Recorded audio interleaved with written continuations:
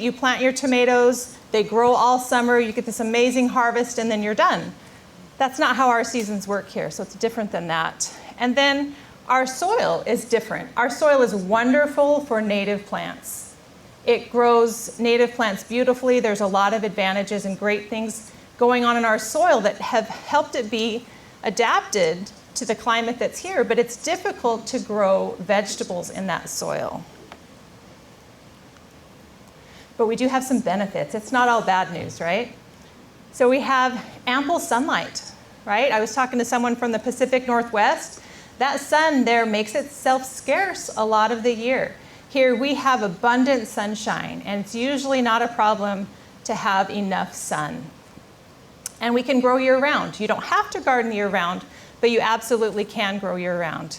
And because things are drier, we have fewer pests. Generally, slugs and a lot of those high moisture kind of pests aren't problems here for us.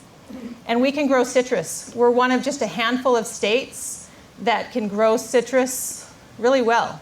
You know, we don't have to bring it inside. There's enough heat for it. There's enough sunshine for it. And that's really lucky. There's just a few states that have that opportunity. And fewer invasive weeds. That soil is not, people like to talk about, oh, now I'm forgetting the word, but the gardening where you just throw out seeds and see what happens. What's that called? Chaos gardening. Chaos gardening would not work here that well, right? If you're just like, there you go, seeds, good luck. Good luck. It's not going to happen. So because of that, you really have to be intentional about what you're growing. So there are fewer weeds that are invasive. Is stinknet a problem? Absolutely. Does everyone here know about stinknet? Yes? If you don't, raise your hand. Okay. Oh my gosh. Okay.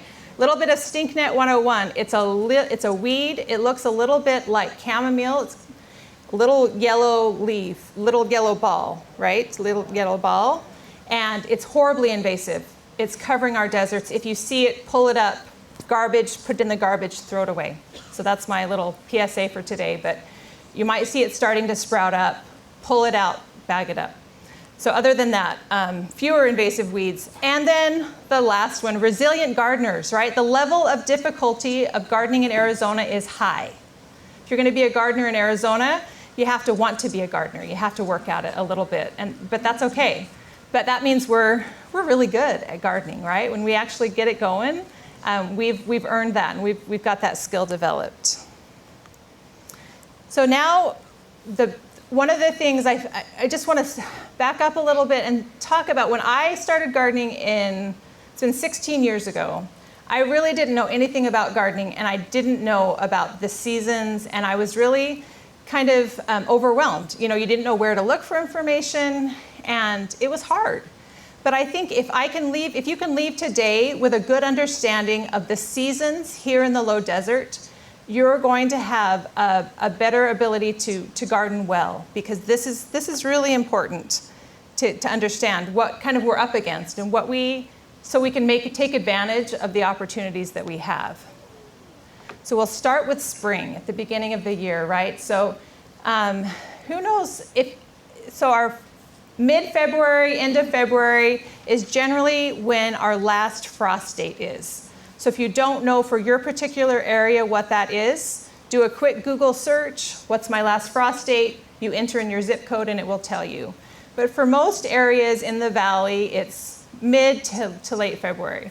So that's when we're going to say spring begins. Once it's warm enough to plant some warm crops outside, that's when our spring begins. And then how long does it last? Not very long, right? And some years it lasts longer than others. Some years we're nice, clear into June. Other years in May, it's already really, really hot. So generally we can expect to have good temperatures, not too hot, through at least April. So the race is on, because what we need to do is we have to get those warm season crops, and we're going to talk more about what those are, planted as soon as that last frost date is done in the ground, and so they can produce before it gets too hot.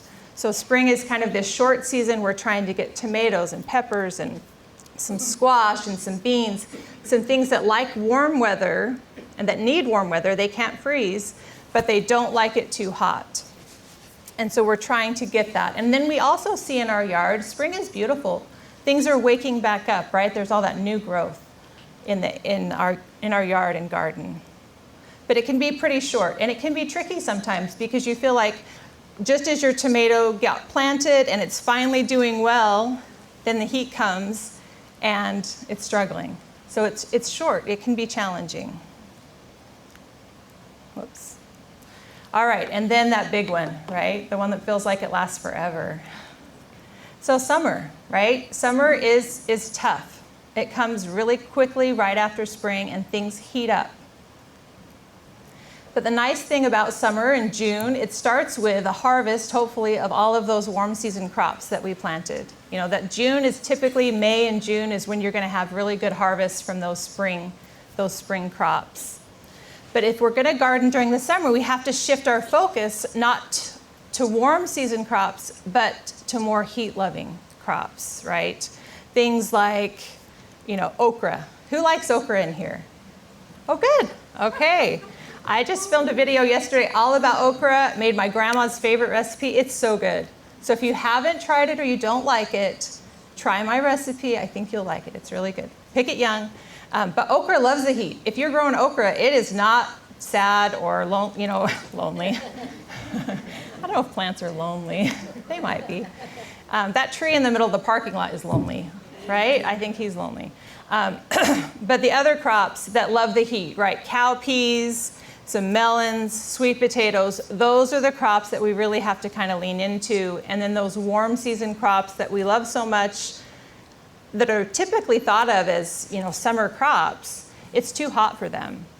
And so what's going to happen in the summer is a lot of those plants are going to either die, right? They're kind of like, I'm done, I'm out of here. Or they're going to enter dormancy. A lot of times your plants in your landscape will kind of just slow down and they're not putting out new growth and they're entering more of a survival mode. They're really just trying to survive these temperatures.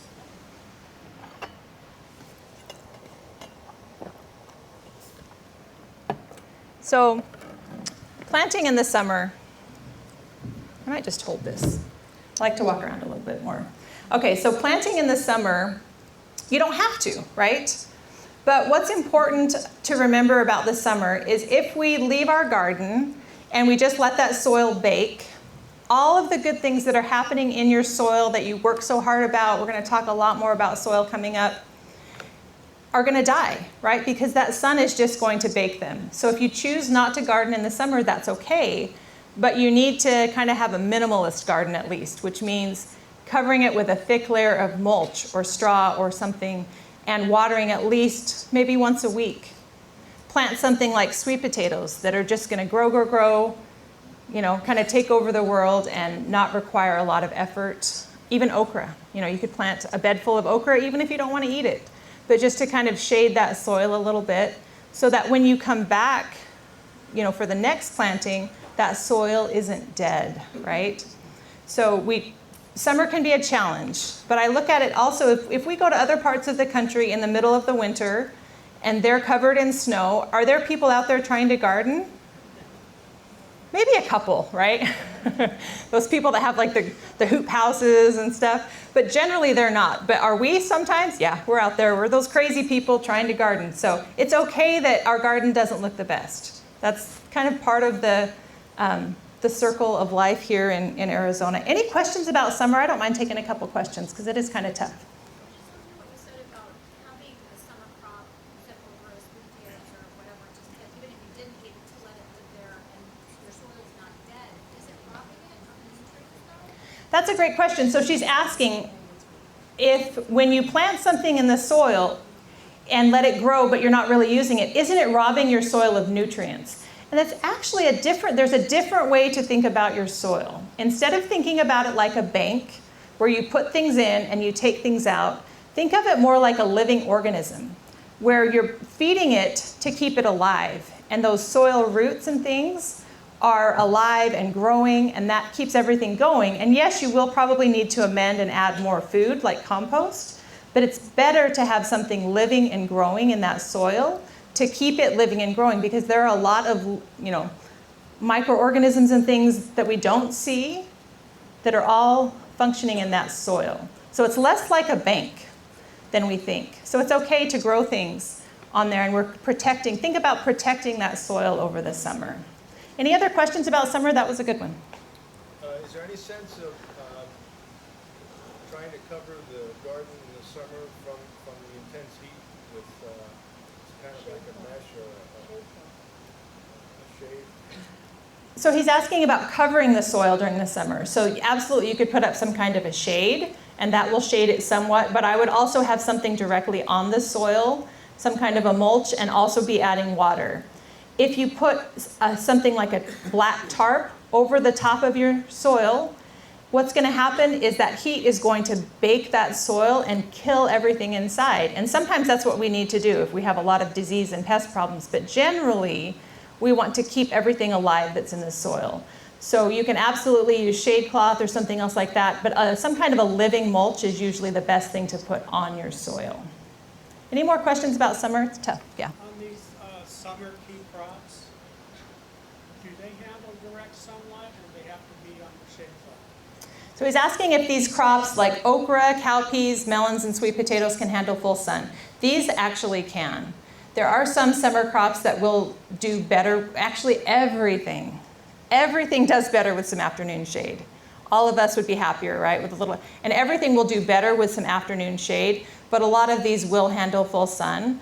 And if you go on my website, Growing in the Garden, it talks a lot about shade, and it lists different crops and kind of their shade requirements and which ones grow best with shade and which ones can handle full sun. And again, full sun, but that also means you've got good soil, good watering, all of those things. But yeah, those can actually handle full sun. Any other summer questions? Sir? Does all of this advice kind of translate to planters and raised planters as well? Like putting a shade, cover crops, all of that? Or is that kind of different? So he's asking if this information applies to like raised beds and plant-like containers as well? Okay. So this is for raised beds and in-ground gardens. For containers, if they're large containers, you can keep them going and do something similar. If they're small containers, I would just put them away for the summer. I would dump out that soil, use it as mulch on top of those other beds, and put them away for the summer. It's so hard. That soil is just going to bake. But a large container, like whiskey barrel size or more, keep that going. Plant some sweet potatoes in there. And you may want to plant before the sweet potatoes are ready, but your goal is not sweet potatoes. Your goal is, I want to keep this soil alive and covered over the summer. Okay, one more question about summer. So, the garden has had minimal amounts of plants growing in the summer. It has had shade, it has been getting water. I'm assuming my soil needs some. So I put compost and I have my mulch ready to go. Fertilizer, cornmeal, and Okay, we're going to cover all of that in just a second. That is a great question and a good segue into our first topic once we finish the season. So she's asking, how do I amend my soil? What do I need to do to help my soil for the next season? And we'll definitely cover that. All right, moving on to monsoon. So it's still hot, right? Monsoons, and you may or may not get rain. I've heard a few people call it non-soon this year, which is accurate. But we have had extra humidity. If you look at your plants, they look a little bit less stressed, right? The days are getting a little bit shorter. There's a little bit more moisture in the air, and things are just a little bit, it's still hot. Things are still struggling, but the end is in sight. There's a little more humidity, and the days are a little bit shorter. And so if you want, now is the time to plant, August and September, to plant another round of those warm season crops. Because instead of having the summer looming large at the end of spring, we have October and November looming at the end of August and September, which are the perfect growing months, really. So if you're planting when it's still hot, take care of those plants. They still need sunlight, they still need water, good soil. But when they're ready to begin producing, it's going to be more moderate temperatures. So you're going to I generally have the best success with warm season crops from this August, September planting. So that's when you're going to have, tomatoes, peppers, that kind of a thing, squash, beans. I saw a question there. you don't mind. Yeah, that's fine. How does the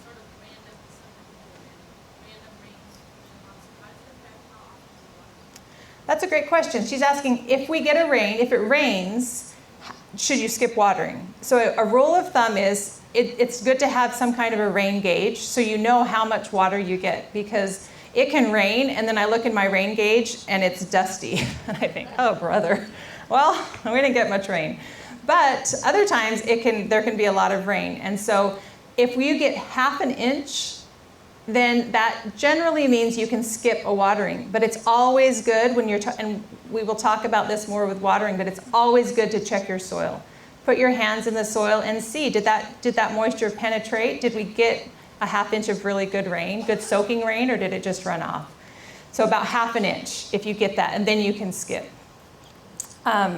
So this is kind of what we're in right now. It's a great time to plant some of these warm season crops because it is still hot, but temperatures are coming down. So if you want to do those, I would say in the next little bit is the best time. Yes? From transplants and not seeds at this point?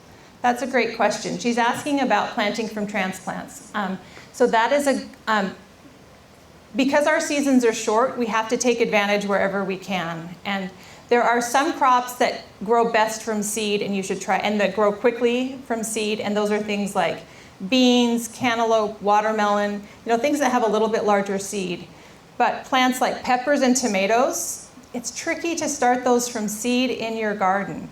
You're better off buying a transplant or starting seeds indoors and planting that transplant because you're buying time, right? You're getting that extra time for that plant to grow and develop. So the ones I would always do transplants for: tomatoes, peppers, eggplants, tomatillos, Brussels sprouts are another one. They take a long time and they're kind of hard to grow here. So those are my must-always. I usually always do transplants for those. A lot of other things grow well from seed. Good question. All right, so now let's get into our happy time here. Fall, okay. Late September into November. So if you look at your weather app, I don't know if I believe it. I won't believe it till it's here. But it looks like the nighttime temperatures and the daytime temperatures are going to go down a little bit. So we'll see. We'll see if that keeps. But generally, sometime in September or the beginning of October, our nighttime temperatures begin to come down, and we're down below 100, we're down below 90s consistently. It's definitely, we all are a little bit happier. And the garden is happier too. And this is really our primary planting season. If I get a question, when's the best time to plant whatever, especially any landscape plant, the answer is almost always October. Like just about anything likes October. The temperatures are moderate, it's nice, it's not too cold, it's perfect. So we've got cooler nighttime temperatures, and this is when we want to get things established, right? Because those crops are going to get established really well in warm soil. And they're going to put on growth and be more established plants. If we can get these cool season crops like our leafy greens, root vegetables, brassicas. Does anybody know what brassicas are? Okay, I'm hearing it. Okay, so brassicas is a whole family of crops. Broccoli, they all kind of taste the same but different, right? Broccoli, cabbage, cauliflower, kale, Brussels sprouts. Any others? I think that's about most of them, right? So those are the brassicas. So those are the things that we're going to get planted. Let them get established while it's still warm during the day so they can get and grow. There's still plenty of sunlight. And this is really our key planting time for those cool season crops. Any questions about fall?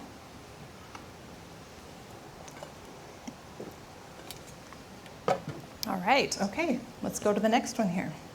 So there is a little bit of a transition. When we hit December and January, it's a little bit colder. And you can absolutely still plant a lot of those things. If you look at the planting guides and the planting lists, you can absolutely still plant in December and January. But there's been a change, right? The sun's angle is even lower. The days are even shorter, and it's cooler. And so things are not going to grow as quickly. You're going to have quicker harvests from those crops that were planted a little bit earlier when they still had a little bit of time to get established. And generally, you can still keep planting, do some succession planting, but a lot of times we have time for just 1 or 2 rounds of these cool season crops. But because we live in Arizona and we can garden year round, we will also still have things like tomatoes and peppers growing that aren't cool season crops. So they might still be producing, they're going to slow down as well. But what happens is you need to watch the weather because they are frost sensitive. Where those brassicas and a lot of those other crops, they taste better after a freeze and they don't mind that at all. But something like a tomato or pepper, what are they going to look like after it freezes? Dead, right? Kind of mushy? Yeah, so if it freezes, if you're trying to keep them alive, which I think we all do and we all want to, then that's when we need to cover. So pay attention to the weather. These are the months that it's most likely that we could have a frost event. So when you're covering it, cover the whole plant all the way to the ground. The goal of that cover is to trap the moisture or trap the heat that's in the soil. And then when it leaves at night, that it comes up and warms your plant just enough to keep it alive. So that's kind of we can still plant during this time, we're harvesting during this time, but things are just a little bit slower, which is good because we're a little bit busier sometimes during those months too. Any questions about winter?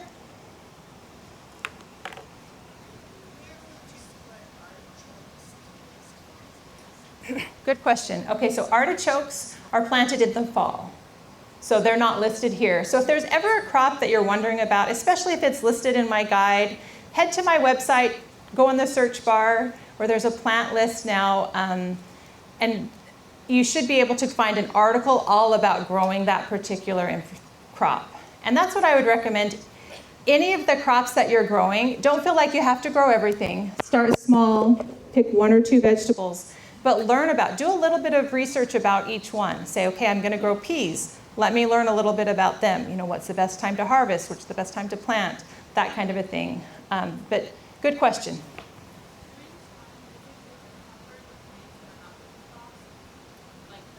Could you say that one more time? I'm sorry. During this time, is it good to cover like the leftover fall crops that are not good with frost?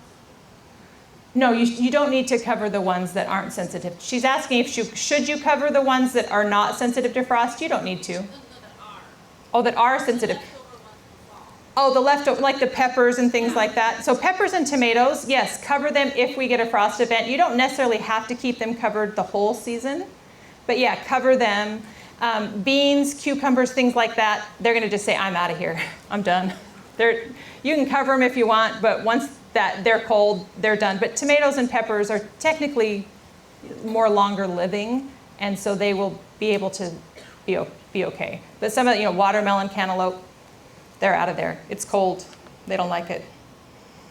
Question over here. Yeah. What's your favorite thing to use to cover plants? My favorite thing to use to cover plants, they sell, I have burlap, actually. I have a big old bag of burlap. So that is a really easy thing to use. They also sell frost cloth that's pretty inexpensive for the amount that you get. So I would say those 2 things. I also, if I have a sheet that doesn't look great anymore, I put it in that big old bag of burlap and I use sheets too. So the only things that you would want to stay away from would be something that's plastic. I'm sorry, I didn't hear that. Okay. So yeah, don't use plastic and try and keep it up off the plant if possible. Okay, one more question. Could you use like the paper gardening bags that you just plunk down over? Sure. Can you use a paper gardening bag? Sure. So the idea is to cover the plant completely all the way down to the soil and trap that in, but not have it be touching as much as you can. So if you have a bag that's big enough to cover that plant, sure. One more question back here. Can you speak louder? I'm sorry.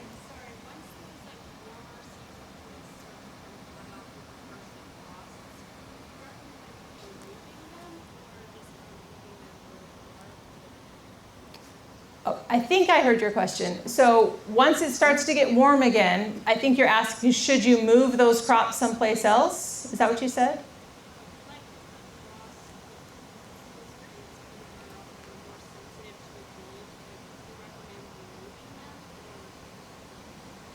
Can someone help me out? I can't quite hear. What to do with this warm weather plants when it's Okay, so what to do with the warm weather plants? So it's up to you. So if you want to just say, okay, this pepper plant, we don't, we're kind of done with it. We don't want to eat it anymore.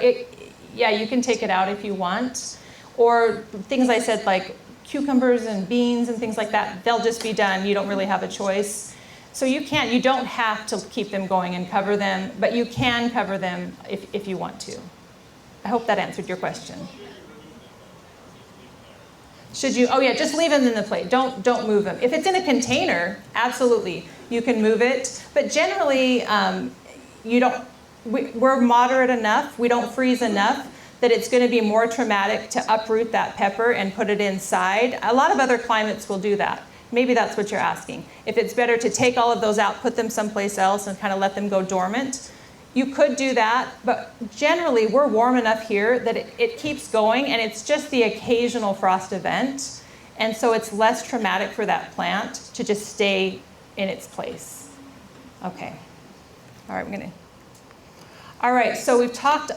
Hopefully you have now a good overview of what the seasons are, right? So it's not just Mother's Day we plant and then we're done. We have several short seasons, and we're trying to be successful in those seasons. So it's really about setting the priority of, which crops do I like to eat? What's the priority? What do I like fresh from the garden? What is it that I want to grow? And making those crops a priority, during the season it is most likely to be successful.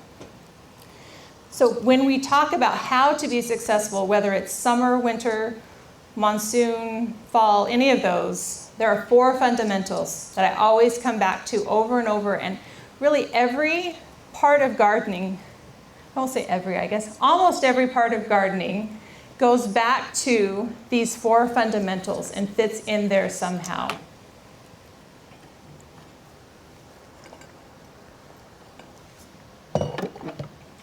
So to be successful gardening, you have to have good soil. We're expecting a lot of plants to grow and develop in a short amount of time. We need to give them the best soil possible. We have to have good watering. We have to understand principles that will help our plants develop strong roots so that they can survive kind of the tough conditions that we're asking them to survive. And then we have to pay attention to the sunlight, whether it's putting up shade cloth or maximizing the sunlight in the winter. And then also timing. Planting at the right time is crucial. So we're going to go through each one of these topics. Soil. All right. So your garden is only going to be as good as your soil, right?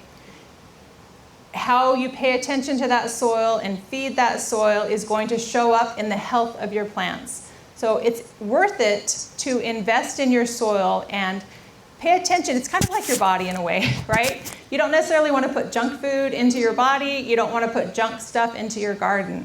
So we want to make sure that we're feeding our soil, whatever that goes into it is good, and because it will reap benefits if it is. So here's how to, kind of a basic idea of how we can get some healthy garden soil. So if you're growing in the ground, who's growing in the ground? Okay. There's a lot of advantages to growing in the ground. It takes a little bit longer to get it established, but there's less moisture loss. The temperature's a little bit cooler when you're in the ground, so there are definitely advantages to that. So when you're growing in the ground, the problem with our soils is they're lacking in organic matter. So when we're growing in the ground, we have to add that organic matter back in the form of compost. And that doesn't mean we're tilling it in or anything. We're just layering on and adding compost, organic matter, to feed that soil and keep it alive. And if you're growing in raised beds or containers, then generally there's a mixture, right? It's compost, and coconut coir perlite is an excellent mix. Who's heard of square foot gardening? Mel Bartholomew? Okay. That was the first gardening book I read. That's kind of how I got started, and that's the mixture that I have used in my beds. And now Arizona Worm Farm makes this mixture, mixes it up. You don't have to buy it separately, and I love it. It's their compost. It's fabulous. You can also make your own, but this is a really good mixture for raised beds because it's really light, it's airy, it holds on, holds on to the water, and it has nutrients. So that's what I would say for raised beds. And if you treat your soil well, it will improve over time. The things we do to our soil will improve it. Let's talk about what to do. Compost, right? Oh, I can answer a question, that's fine. I've been composting some of my soil for a couple years now. I haven't planted yet. But one of my issues is I think the soil I've created is a little rocky. I have rocky soil in my yard already. For the garden, should we take the rocks out or plant the rocks? That is a great question. My soil is also, it's like a Tetris puzzle of rocks, right? It's just rock, you dig and it's just rock after rock after rock. So if you are trying to clear the area, yes, you'll want to get rid of as many rocks as you can. Dig those rocks out. Good question. So with compost, the beauty in compost, and you can make your own, and if you want to learn more about that, I think the class in November, Gina, right, is all about composting. So if you want to learn more about how to compost and make your own, come to the class in November. But it's really makes every soil better. It can improve it. And these are just some of the reasons. I can't put everything on here. Obviously, we can teach a whole class on compost, but you're introducing different particle sizes. When you look at compost, it's made up of lots of different things. You're adding nutrients. You're going to add better water retention. And it's like a vitamin for plants. I love that. I heard someone say that, and I thought, you know what? That's true. It's like a vitamin. It's not a quick fix, but it's like taking your vitamins every day. It's something that will help you over time. And then it also helps, we don't know all of the things, why things work in the soil and what's happening in the soil. I don't even know if we just scratched the surface about all of the soil science that there is and all of the things that are happening in the way that plants and organisms communicate with one another. But somehow compost helps protect plants from diseases. And somehow compost also helps to moderate the soil pH. It helps that soil, and then it's going to feed those microorganisms that are in there. When we talk about the soil bank, less like a bank, more like a body, but it's really, we're feeding those microorganisms so they can continue to live and produce the nutrients that the plants will take up through their roots. So, sure. Yeah. Could you explain a little bit about pH, what it is? So soil pH is its level of acidity or alkalinity, right? And so generally here we struggle with higher alkalinity. It's a high pH. So it's more difficult for plants to grow. Other places have more acidic soil. And that's why sometimes gardening in raised beds is easier because you're starting with a more neutral pH. But also adding compost regularly to the in-ground areas will help to regulate that pH as well. And so if you're struggling with soil pH, you'll need to test your soil, but ultimately adding compost is going to help regulate that in the very back.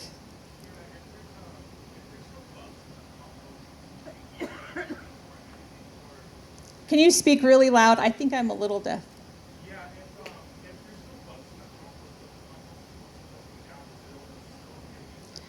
If there's bugs in the compost, is it still okay to use? I love that question. Yeah, those bugs they're helping with that whole process. They're part of the process, so that's okay. Yeah, over here in the corner. If you're starting for the very first time, is it best to buy soil or use that mixture that you suggested? So if you're starting for the very first time, here's a little bit of advice. Don't feel like you have to start composting. Don't feel like you have to start seeds indoors. Start small, one raised bed, a couple of containers, things like that. So yes, those are gardening 201 kinds of things. Buy raised bed mix, buy the soil. Don't feel like you have to make your own. Really, gardening is overwhelming. Even tonight in this kind of overview class, there's been a lot of information thrown at you and it's a little bit overwhelming. So just start with the basics. Don't feel like you have to compost, start seeds indoors, save seeds, all of those things that you're just like, too much. Start simple, pick one vegetable, one herb, and one flower. Learn about those things. Buy the soil they're grown in. If they grow best from transplant, buy the transplant. They grow best from seed, buy some seeds, and just start simple. And then gradually what's going to happen is you're going to learn about those crops that you're growing. You're going to see them grow or die, but you're going to learn either way. And then you'll begin to add more plants, and you'll learn about each one of those. And gradually you'll have more and more information that's from your own experience, not just from some lady telling you at a class, which is way better. So those vegetables, are they all average pH? Or do tomatoes have different pH? They have very much different. So the things that she's asking about, do different crops have different pH levels? So the things that we think of that are difficult to grow here, like blueberries, for example, they like acidic soil. So that's tough for us to grow them, and they also like it a little bit colder than what we get here. So most of the vegetables that we're talking about have a more neutral pH, and so that's our goal, and by adding compost that we have a more neutral pH. If there's something that needs more acidity, generally it's more difficult to grow. In the front row, question. Can you plant avocados in the summer? No. You can't plant anything in the summer almost. It's pretty hot. But avocados are one of those mystical crops that I've heard of people growing them. I have never seen one harvested here in Arizona, and there might be people. We're not ideal for Arizona, but you could create a microclimate possibly for avocados. And if you do, please call me. I want to see it. Okay, a couple more questions. For compost, you said something that you don't till it in. Do you just put it on the ground and you just like mix it in? Right. So what's happening, he's asking, do I till in the compost? Am I mixing it in? No, you're just laying it right on top, because all of those microorganisms, they're like, oh, good, dinner. And so they're going to start working through that, because there are a lot of pathways in the soil that they've worked hard to establish, and the more we disrupt that soil, we're making their jobs harder. So we try not to disrupt the soil as much as possible. So the next way that you can feed your soil is with worm castings. So again, this is a gardening 201 kind of thing. Buy worm castings. Don't feel like you have to create your own. But maybe this is a gardening 102. It's really not that hard. Worms are pretty easy and not super intimidating, and they don't bite, so you'll be okay. So you can make your own worm castings by adding in-bed vermicomposting bins to your beds. You can also just bury food scraps in your beds, and the worms will also break them down. So I have lots of resources on my blog, YouTube, about the details of this, but the end result is what we're after. We're after those worm castings, because they are, if compost is the vitamin, worm castings are like the super vitamin. They're like the infused whatever shot that we want with the extra boost, and it has so many good things. So these are powerful nutrients, good microorganisms, and they're absolutely going to improve pest and disease resistance. It's going to help your plants grow. They help your soil become what that plant needs. Not sure how that works, but that's one of the effects that they have. And so when you garden in the in-bed, so this is one of my beds here with worms just barely put in it. When you do this in your soil, they're making it in that bed, and it's being carried throughout the bed, or you can scoop them up and also put them around your bed as well. But you're never going to get fresher worm castings or compost than the one that you make your own, right? That's going to be the freshest with the most things.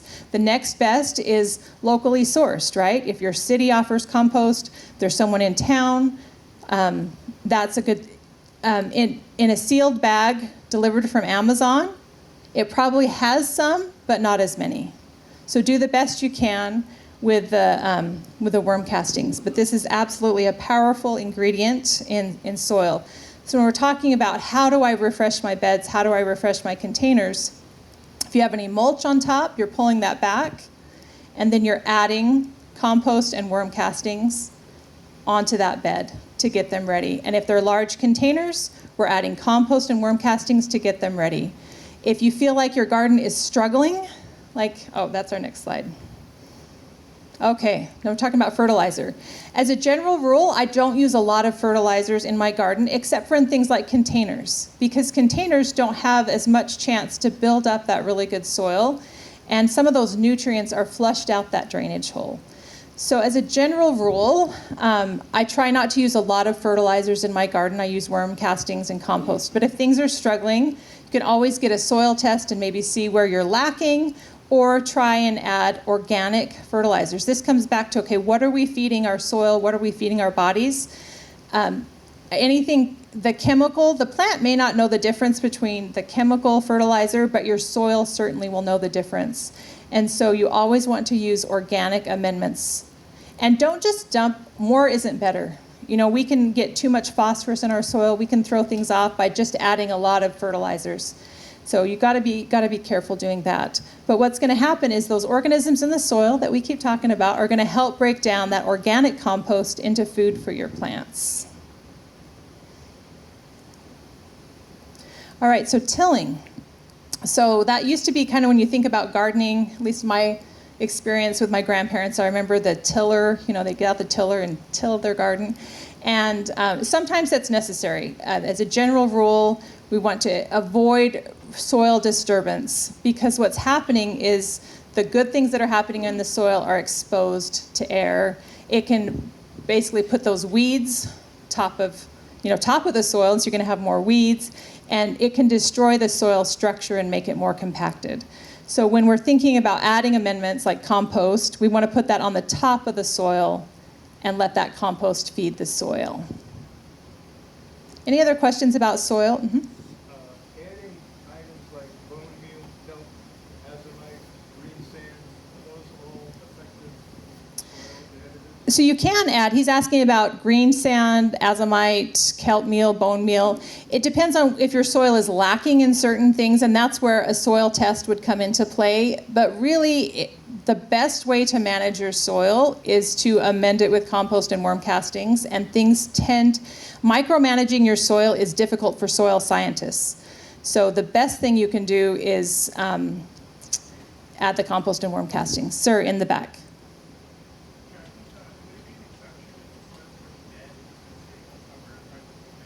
So the soil is dead. So what would you do? So again, you want to put life back into the soil, and the most life is going to come from the compost and worm castings. You might want to mix in like a balanced organic fertilizer or something at that point too. Yeah, okay. So if you're gardening in the ground and you get like the raised bed mix, how much? That's a great question. With regular old soil, how much of that So, raised bed mix do you use? okay. So if you're gardening in the ground, should you add something like raised bed mix to the top of it? You certainly could. You don't have to. You could just add compost. But when we're gardening, especially in raised beds, and even within our garden beds, we're hoping, and what we need is 12 to 18 inches of good usable soil. So if you've just got 6 inches in your beds, in your in-ground beds, you might want to build that up. But that's what we're looking for, is 12 to 18 inches of good soil so those plants' roots can grow nice and deep. Okay, good question.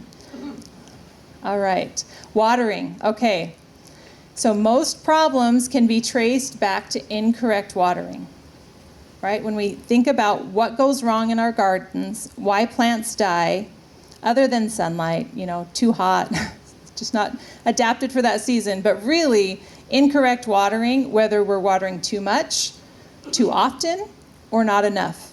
If you trace the watering back, it might be the cause of the problems.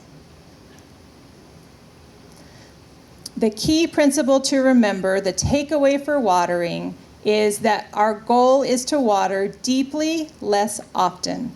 When we water deep, we're telling those plants' roots to grow the entire depth of that bed. So if we've got 12 to 18 inches of good soil, and when we water, we're just watering the top inch or two, we're talking to our plants. We're saying, you don't need to grow any deeper.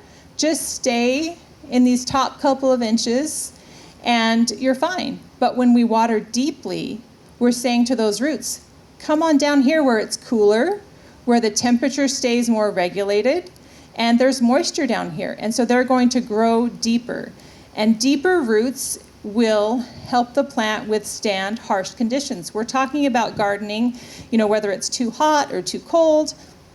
We're talking about plants that kind of have to withstand some tough things. And if they have a nice deep root system that's in cooler soil, they're going to be more able to do that.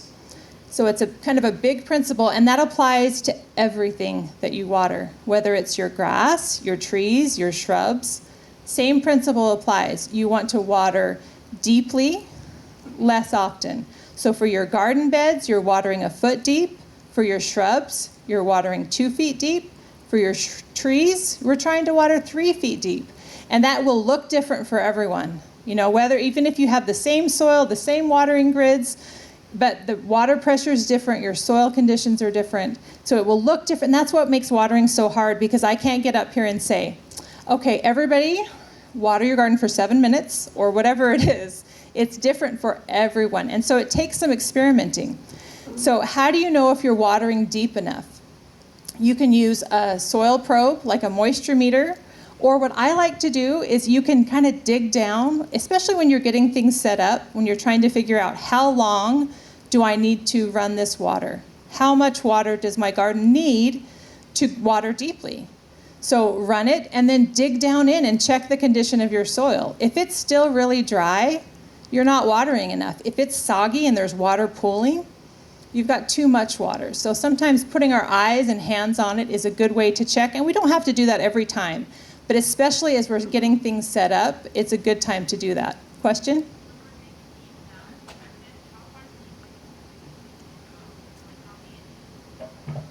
I'm sorry, I didn't hear that. When we're digging down deep in the bed, how far down should we dig? 12 to 18 inches. So I was doing this the other day and you couldn't see my arm. So it was, up to my elbow in dirt. And that's okay. But then I was down there and seeing, okay, what's the condition of this soil down here? What's it looking like? Does it hold together? Is there enough moisture in this soil? And then if not, what do I need to do differently? Yes? If you're growing in a in-ground bed that's heavily mulched in the summertime, you've got adequate water deep enough. Do you ever add water just that top mulch layer to kind of cool and create like a micro atmosphere or microclimate? That's okay. So he's asking, you've got in-ground gardens, which are going to hold on. That's an advantage of in-ground gardens. They're going to hold on to that moisture. So he's watering it nice and deep. He's got a nice thick layer of mulch. So it doesn't need water necessarily. But he's saying, should I mist a little bit? Did I understand that right? Should I mist it a little bit to kind of cool that air? Sure. I mean, that's not a bad thing. That water on leaves, that we all worry about so much, I think it doesn't apply in the desert as much as we wish it did, because there's not enough moisture already. So a little bit of extra moisture is going to cool things down a little bit. Is that sustainable to always do that? It's hard to say. But can it help them through a heat wave? Maybe. So that's a good question. Okay, let's keep going. More stuff on watering here. So when to water? The best time to water is when you are in the garden. Whatever time you're able to spend, and as a gardener, which we're all going to be gardeners, right? As a gardener, we need to spend time in our gardens every day. This isn't just we plant it and forget about it and come pick up our harvest in a couple months. We spend time in our gardens. So whatever time of day that you've kind of allotted, this is my time that I can spend in the garden, that is the best time to run your watering system or to hand water or whatever, because that way you'll notice a problem. If a pipe, bursts open or something's leaking or the water didn't come on, then you'll be there to see it. Because things are so dry, there might be a big flood and it all evaporates and you have no idea what's going on. So the best time to water is when you're there. But for plants, the ideal time is in the morning. Early in the morning is when they're ready to absorb that moisture. It helps them prepare for the day, kind of. So we're hydrating all of those plants so they're ready for that daytime heat. Yes? Watering, right now in this heat wave, it's so stressful, and I have done a lot of transplants. I have garden beds too, and I have garden beds with water grid. I water in the morning, but then I'll go out and check them periodically during the day, and you see the plants are withered. Yeah. And they're shaded. But is that a motion then? Do they need more water or shade? Do you know Okay, so she's asking a really good question. She's saying she's planting, right? She's watering in the morning and they've got water, but then she goes out in the middle of the day. It was hot this week, right? What's up with that? It was so hot. It was hot, so it's hard for those plants. And so what's happening is those roots, even if there's moisture in the soil sometimes, they can't breathe fast enough. They can't take the moisture that's in the soil and breathe it out through their leaves fast enough to keep their leaves looking happy. What happens is that moisture that's in their leaves is pulled out, right? The air is so dry and hot, it's pulling that moisture out, and the result is kind of a sad-looking plant. So her question is, should I go out and water, right? It depends. Is the soil dry? Then yes. If the soil still has moisture in it, that plant is probably going to recover once the sun goes down. So if you go back out and they're just like nothing happened, you're like, what's up? You're back. Okay. That was the question. Yeah. I'll see that the soil is, damp and Yeah. red, and then I'm afraid I'm going to overwater and Right. it starts to look a little more yellow. Right. So when overwatering is an issue, so if you have a plant that's already stressed, right, it's losing moisture faster, it's droopy, it's sad looking, and then it has moisture in the soil, and we go ahead and we add more water, and we're taking all of that oxygen out of the soil, that poor plant is drowning, so that's more stressful. So before we water those thirsty looking plants, take a look at your soil, and that is exactly what we're saying. How often do we water? So we want to water nice and deep, right? But how often? So we'll usually run our system, whatever that is. We know how long it takes now. We've dug down and be like, okay, for my watering system, it takes this amount of time, and maybe I have to pause between each time I run it so it will absorb, but it takes this amount of time. That's going to stay the same all throughout the year. Each time that you run your watering, that number is going to be the same. What's going to change is how often, the frequency. So during the summer, depending on everything, you might be watering once every other day, once every day, once every third day, right? Just depending on your own personal garden. But in the winter, we're going to get, maybe that was on the last slide? No, okay, we might be getting to this. So to figure out how often to water, what you're going to do before you water is check the soil. And we don't have to check it every time before we water, but when we are in transition months, which is what we're in now, right? The beginning of September, we're watering way more than we're going to be watering at the end of the month. So what we're doing is slowly transitioning and lengthening out the time between how often we're watering our garden as the month progresses.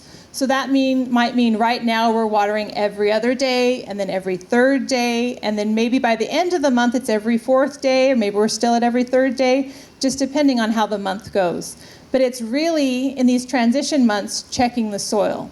If it's 110 and it's been 110 every day, or how many days over 100 did we have in a row? Anybody know? Like, are we still tallying, right? A lot. So you probably have a good idea that you're going to continue watering, but during those transition times, as the temperatures are coming down and as they're coming back up, that's when we are going to look at that. Question?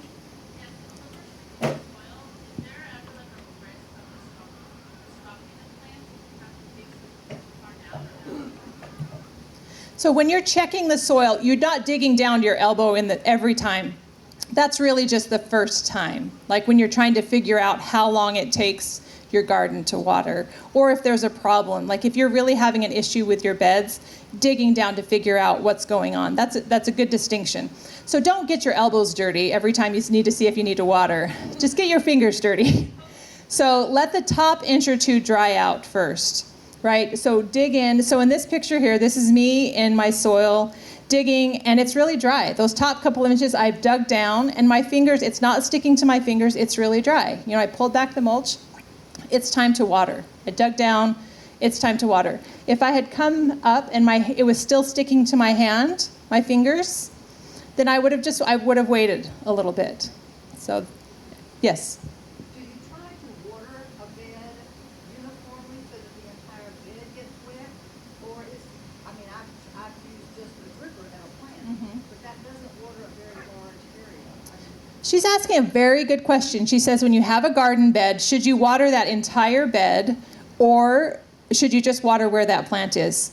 So the question would be, which soil, what part of the soil do you want to be alive, right? And so probably all of it. We want to encourage all of that soil. So any soil that you have, you would probably water. Yeah. All right. And then mulch. You know, mulch, and you can use different things for mulch. The best mulch is free mulch. If you have, you know, whatever it is, you know, if you've got something abundantly that you can use as mulch, you know, leaves, wood chips, you know, things like that, straw, that's the best mulch is free. But really, mulch is essential. It's going to basically, we're talking so much about soil and all the life and how important it is. The mulch is just that layer that's protecting all of that life. So the watering needs are going to change. This is what I started to talk about. So how long we water will stay the same, but the frequency is going to change depending on weather conditions. You know, as we transition, things will need less water. When we're in the middle of a heat wave, you know, our garden is going to need a little bit more water than it would have otherwise. So it's really paying attention to the soil, checking that soil before we watering if possible. And then in the cooler months, the days are shorter. All those things we talked about with winter, that affects the moisture levels in the soil. That moisture is going to stay in the soil a lot longer when it's cool outside and the days are shorter. So you really can water a lot less. I think a lot of us tend to overwater in the winter because we think, oh, I think it needs water. But it's amazing how long you can go between watering for those plants. All right, sunlight. So all plants need sunlight to grow. So this is, oh, is it? Oh my gosh, 11:30. I'm so sorry. Okay, I'm going to go fast. That was not good time management. Okay, I'm sorry. That was long. Okay, all plants need sunlight. We're lucky we have it in abundance. Let's talk about what that means. Your garden, wherever you pick that, you want to look for a spot that gets morning sunlight. Not all sunlight's the same. That afternoon sun is pretty harsh and hard for plants.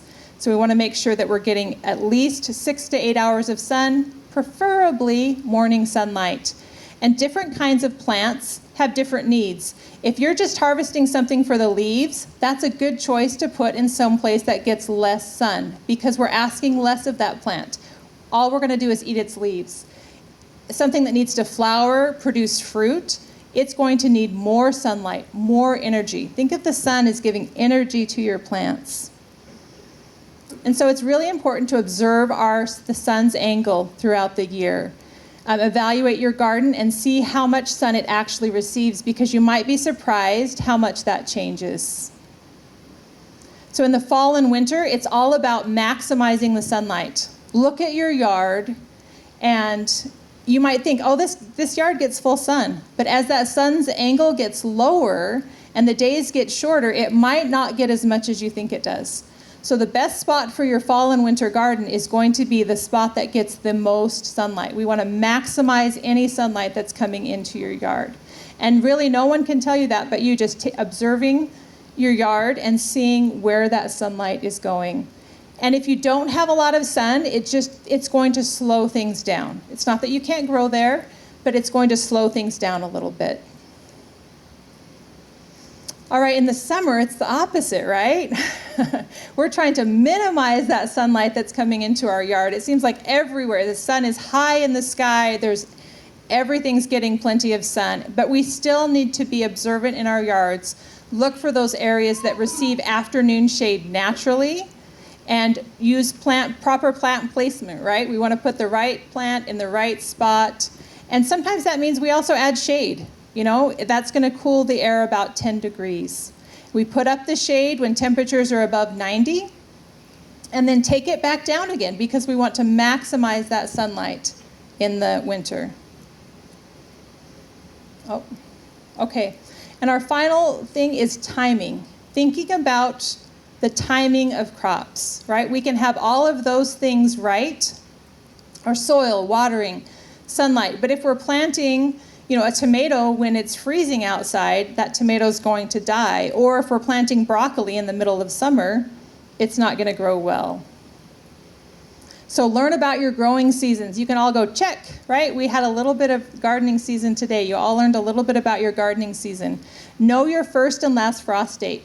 Quick Google search will tell you that. And then understand your yard's microclimates.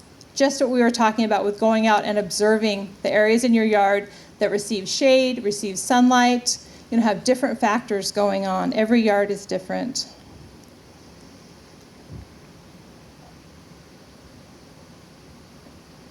And then learn about the crops that you're growing. Every crop is going to have a preferred growing temperature. We've talked a lot today about warm season crops, cool season crops, hot season. There's a reason. They have different temperatures that they grow best at. They'll grow best, and you're going to get production from those plants. So cool season crops, and this isn't everything, but this is a lot of them. So brassicas, right, the broccolis we talked about, carrots, beets, onions, garlic, lettuce, spinach. A lot of those things we eat the greens of because there may not be as much sunlight. It's funny how that works out, right? Cilantro, fava beans, celery, radishes, those root crops and leafy greens. Peas, I don't know if peas are on there, but peas are another one.